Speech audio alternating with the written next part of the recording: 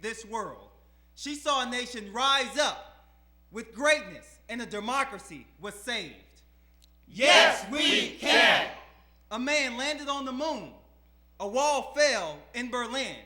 And after 106 years in America, she touched her finger to a screen and cast her vote because she understands that through the darkest of hours and the brightest of days, that America can change.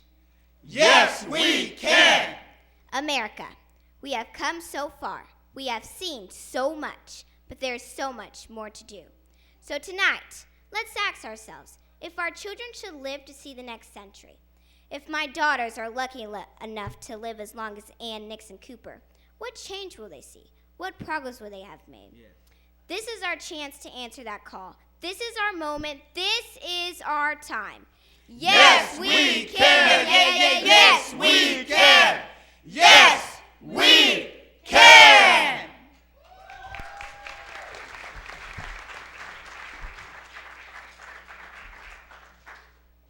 Oye, oye, ona gita. Oye, oye, nu yamanilau. Oye, oye, nu yamanilau. Oye, oye, ona gita. Oye, oye, nu yamanilau. Oye, oye, nu yamanilau. Now, will the Phase of Family Tribe come forth and do their presentation on scientists and abolitionists? Still away, still away, still away, and still away, mama, still away, still away. I haven't got long to stay here. Still away, still away, still away, and still away, oh, still away, still away. I haven't got long to stay here.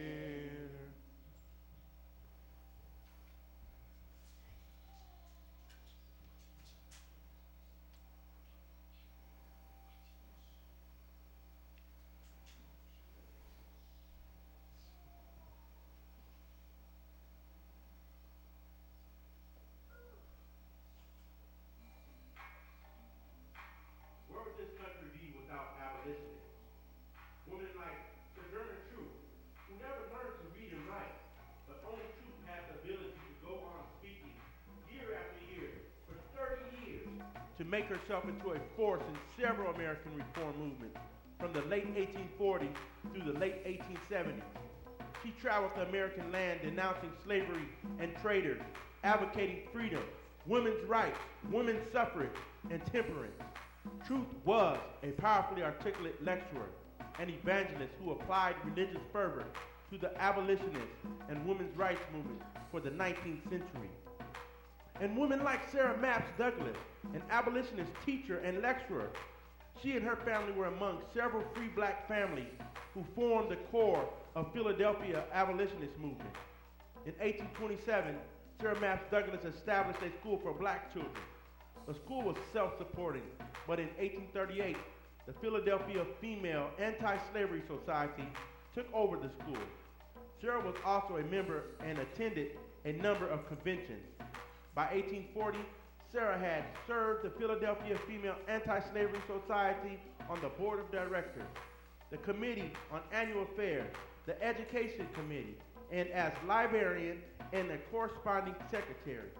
In 1853, she took over the girls' preparatory department at the Philadelphia Institute for Colored Youth, offering courses in literature, science, and anatomy.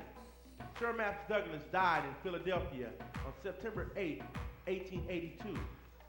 And women like Harriet Tubman, standing only 5 feet tall, suffering from sudden sleep seizures because of a head injury received as a child.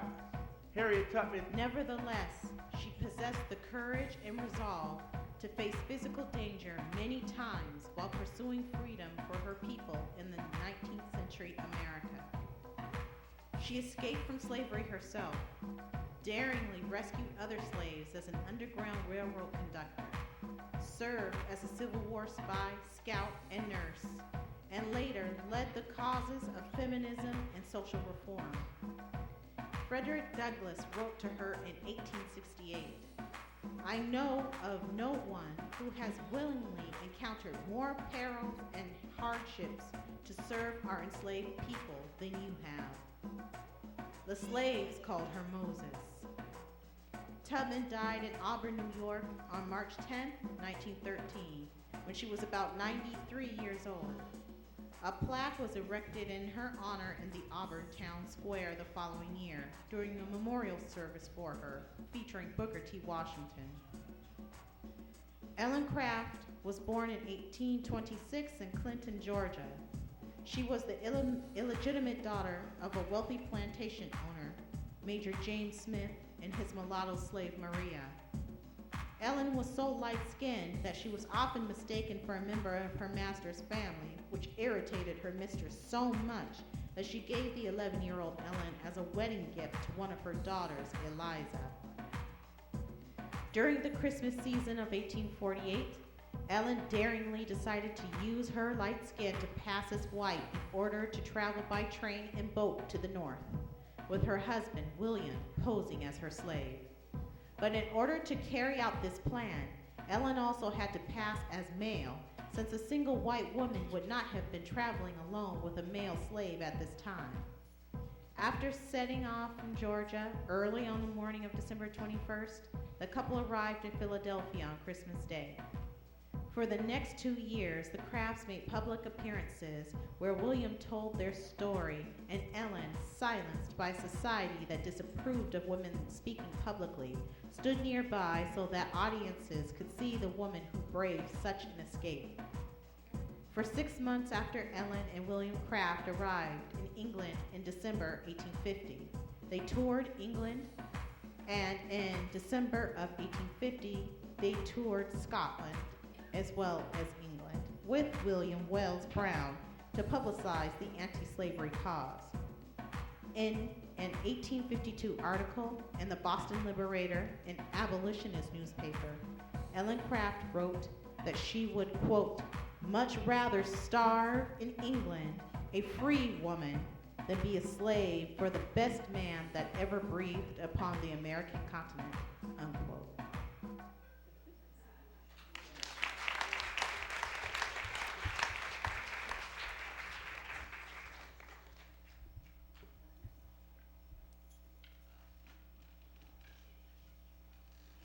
The dark side of white derived from the deep south. You see, they covered themselves as they galloped about. Do I love them, you say? Anyways, you know, they killed my ancestors and burnt them out. And many that rode had prestigious clouds. Crosses they burnt, not a crucifix. But as a warning to our neighbors was stated, whose family's next? Fear became a way of life until some were forced to fight. And then came the hangings to break the black man's might. Although the cries are less, the dark side of white still seeks to be their best, to be that great wine press, to get my people's blood to rise, to reach the horse's eyes. You know, Revelation mentions in the Bible that day, but according to the prophets, it wasn't told that way. The dark side of white. Do I love them, you say? Anyways, yes, for I know the truth, you see, and the truth has made me free, and that truth is simply this: love your enemies, bless them that curse you, do good to them that hate you, and pray for them which despitefully use you and persecute you, that you may be the children of your Father who sends his Son to rise on the evil and the good, and send rain on the just and the unjust. You see, they must have love from you and me, so that one day they may finally see. And would you hurt anyone without sight? And yes, they can be loved with the love of Jesus Christ.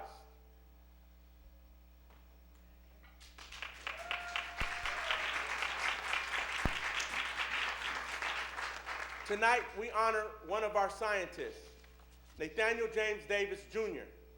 In 1985, Nate Davis Jr.'s aunt was diagnosed with a fast-acting ovarian cancer. The doctors had given his aunt 3 weeks to live. Mr. Davis was inspired by a message from God, and he began experimenting with herbs and other ingredients to help his aunt.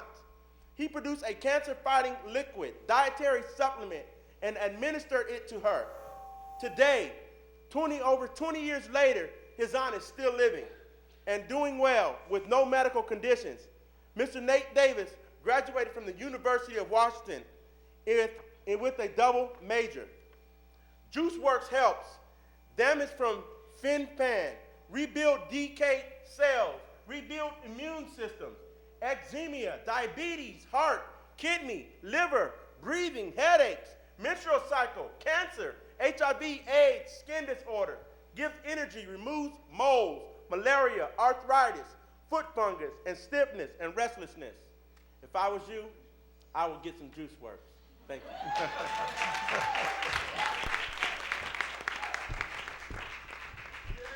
Oh yeah, oh yeah. Oh yeah, oh yeah, new Yamanila. Oh yeah, new Yamanila. Oh yeah, Anagita. Oh yeah, new Yamanila. Oh yeah, new Yamanila. And now will the Weehaha tribe come forth and do their presentation on music, and technology.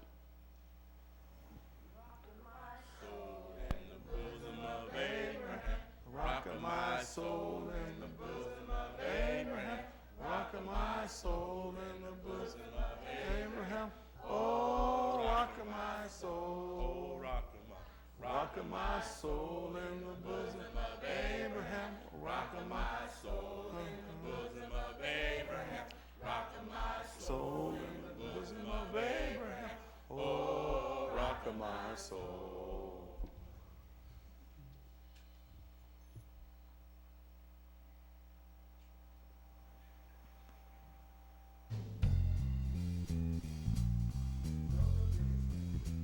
Born in Canada in 1955 and moved to Michigan in 1870. He learned about various types of organs while working for the Clough and Warren Organ Company in Detroit in 1972. One of the organs he designed was awarded a prize at the Centennial Exposition in Philadelphia, Pennsylvania in 1876, and Dickinson was quickly hired to build organs for major customers, including the royal families of Portugal. After marrying Eva Goud in 1884, Dickinson formed the Dickinson Goud Organ Company along with his father-in-law. The company manufactured need organs, and Dickinson received numerous patents for them, the last coming in 1912.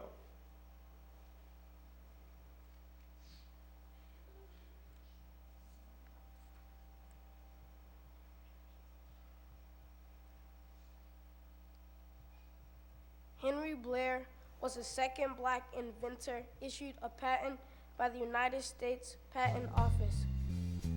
Born in 1807 in Glen Ross, Maryland, Blair was a free man.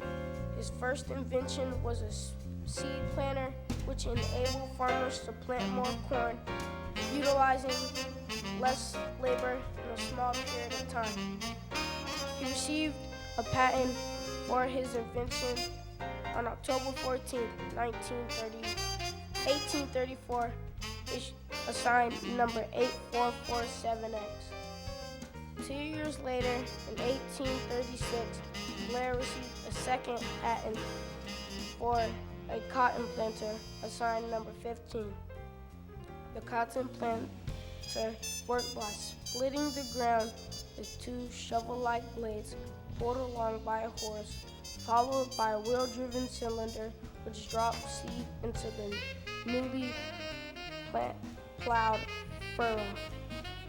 Blair had been a successful farmer for years and developed the inventions as a means of increasing efficiency in farming. It is noteworthy that in both of his patents, he was listed as a colored man, the only example of inventor's race being listed or acknowledged on an issued patent.